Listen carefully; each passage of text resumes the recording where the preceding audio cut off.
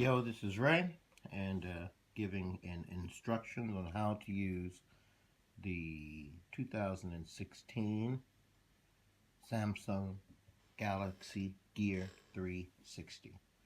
So this camera comes with a battery and everything, which is inside of here, and it has a top which fits on your stand.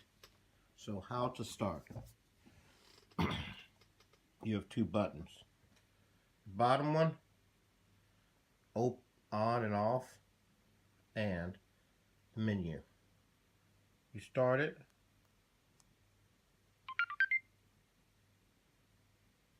Then you push this once in so you get the big screens. Not that one. That one. Gear 360 Manager. And you push the button over here twice now. 1, 2, till you get to Google Street View.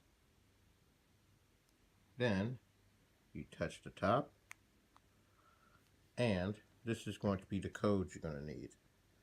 So under your Wi-Fi, you find Gear 360 CF78 in my case, and my passcode type in would be 145239116.